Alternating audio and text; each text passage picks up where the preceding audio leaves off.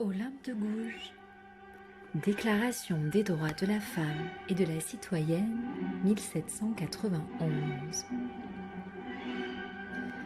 Marie Gouze, dite Olympe de Gouges, est née en 1748 et morte en 1793, guillotinée pour s'être attaquée dans ses écrits à des hommes politiques. Elle publie un grand nombre de textes engagés qui montrent sa participation active pour la Révolution française, l'abolition de l'esclavage des Noirs et la défense des droits des femmes en France. Elle publie à cet effet la Déclaration des droits de la femme et de la citoyenne en 1791. Elle est souvent considérée comme un symbole pour les féministes. Postambule. Femme, réveille-toi. Le tocsin de la raison se fait entendre dans tout l'univers. Reconnais tes droits. Le puissant empire de la nature n'est plus environné de préjugés, de fanatisme, de superstitions et de mensonges.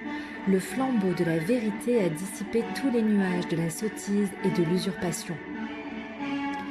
L'homme esclave a multiplié ses forces, a eu besoin de recourir aux tiennes pour briser ses fers. Devenu libre, il est devenu injuste envers sa compagne. Ô femme, femme, quand cesseras-tu d'être aveugle ?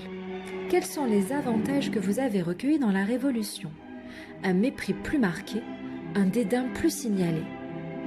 Dans les siècles de corruption, vous n'avez régné que sur la faiblesse des hommes. Votre empire est détruit. Que vous reste-t-il donc ?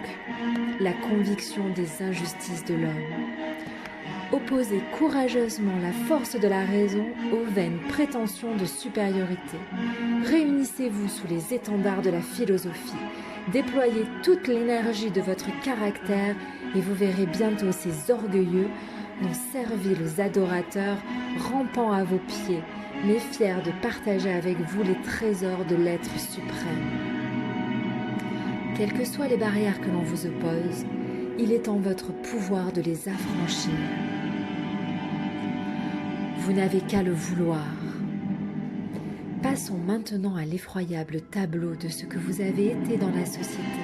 Et puisqu'il est question en ce moment d'une éducation nationale, voyons si nos sages législateurs penseront sainement sur l'éducation des femmes.